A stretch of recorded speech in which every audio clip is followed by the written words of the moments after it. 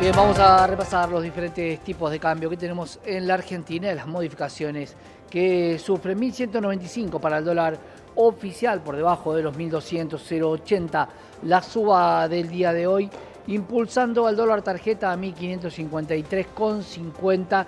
Recordad que podés realizar el stop debit y pagar los dólares con dólares. Dólar informal o dólar blue, 1.210 pesos, sí es el dólar más caro de todos los que te informamos aquí en la pantalla de Canales, sin modificación en el día de hoy. Y en el caso de los dólares financieros, tanto el dólar MEP como el dólar contado con liquidación, con pequeñas subas del 0,20, 1.187 para el dólar MEP, 1.191 para el contado con liquidación. Un panorama que recupera en parte la caída fuerte del día de ayer de los mercados de valores, sobre todo teniendo en cuenta que no tuvimos mercado de referencia el día jueves y que el día viernes fue feriado local y por ende el día de ayer impactó muy fuerte sobre los activos argentinos, sumado a la caída de los dólares financieros. Vamos a repasar seguramente durante el transcurso de la transmisión qué está pasando con el mercado de valores. Pero vamos a meternos con un tema que siempre está en agenda y sobre todo cuando los conflictos bélicos están a la orden del día. Vamos a hablar con Pablo Ferrari, economista. ¿Qué puede pasar en nuestro país con la contienda y el conflicto bélico entre Israel e Irán? Pablo, bienvenido. Muchas gracias. Por lo que uno ve a primera vista, ¿no? Todos estamos informados más o menos que de haber un conflicto en esa zona y en el caso de un potencial cierre del estrecho de Hormuz, contaríamos en principio con un 20% menos de flujo de petróleo. ¿Por qué digo flujo? Bueno, ya hemos estado en situaciones donde sabemos que hay un stock, por lo tanto no necesariamente una reducción de la disponibilidad de energía se expresa de un momento para otro, pero sí prolongarse un conflicto. ¿Por qué se podría prolongar un conflicto? Bueno, uno entiende que hay una visión estratégica de un reordenamiento de Medio Oriente que en el caso de que tuviese éxito relativo, de todos modos, no sería de un momento para el otro. Por lo tanto, la probabilidad de un cierre del estrecho de Hormuz, es decir, no contar con un 20% del flujo actual de la energía, automáticamente la encarecería. ¿Cuánto? Bueno, hay distintas estimaciones dependiendo de las elasticidades relativas que se tomen de cuánto impactaría esa cantidad menor en el precio. Algunos se aventuran en hacer una elasticidad unitaria, es decir, que un 20% menos del petróleo implicaría un 20% más de los precios. Ahí me quedo con esto, porque es un buen dato el tema del cierre del estrecho. En realidad lo que está impidiendo es la salida del petróleo de Kuwait y de algunos países productores de petróleo hacia un importador que es China. Y la gran pregunta es, ¿cuánto complica la economía de los Estados Unidos y cuánto a la economía de China y qué tan preocupado puede estar Estados Unidos o la Argentina por el cierre del estrecho de Hormuz? Bueno, independientemente de para quién vaya, el precio se vería reflejado en términos internacionales. Ese es un primer elemento, es decir, China contaría con, supongamos, un 50% menos de energía de un momento para el otro en caso de darse esa hipótesis. Bien, pero el precio se vería reflejado en todo el mundo, no solamente en China.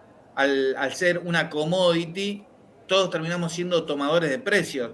Por lo tanto, en el caso de Estados Unidos también se encarecería la energía, en el caso de Argentina también se encarecería la energía, en el caso argentino puntual, que es en todo caso al que más profundidad tenemos que darlo nosotros, lo que implicaría es un ingreso mayor de divisas, pero también un incremento de los precios al ser la energía un insumo difundido. Por lo tanto, en la resultante, me parece que lo más relevante es que Claro. implicaría al subir una suba de costos, una suba de precios. Ahora, la gran pregunta es porque el mercado no está diciendo lo que los economistas plantean, porque el día de ayer bajó 8% y hoy baja 6% el petróleo. Tenemos un petróleo en torno al barril de los $64, con una caída de $12 desde el máximo.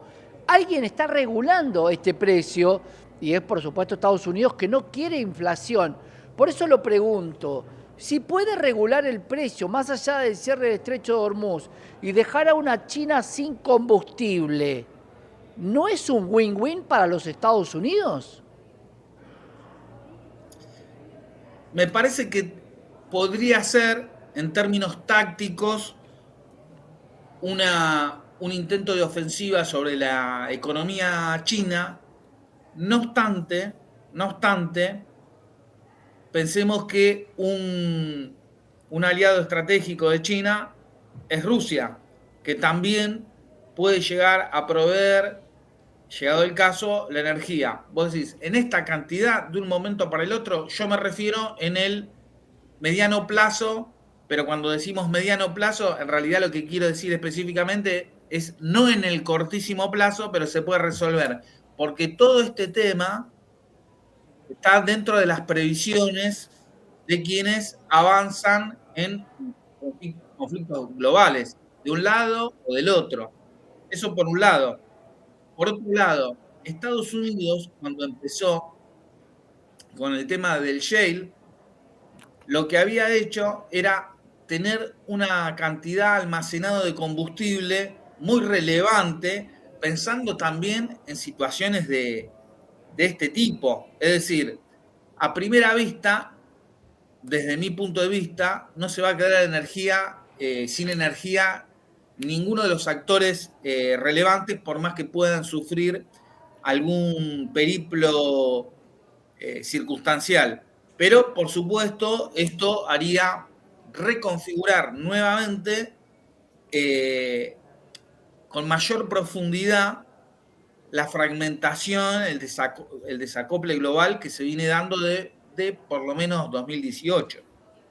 Claro, ahí vamos a hablar seguramente con un analista internacional sobre la farsa de Qatar, porque claro, el ataque iraní a la base militar de los Estados Unidos tiene mucho de sospechoso respecto al impacto que tuvo, a la cantidad de misiles y al daño ocasionado, casi como un daño autoinfligido. ¿Y por qué hace esta situación? Por eso digo, hasta dónde es Estados Unidos el que se beneficia con este cierre de Medio Oriente y la posibilidad de ser Estados Unidos el gran exportador de petróleo al resto del mundo. Efectivamente, volviendo a la energía, y por lo que estás diciendo vos, hay un elemento central que hay que tener en cuenta, que es el sabotaje al Nord Stream ruso, que fundamentalmente proveía energía a Europa.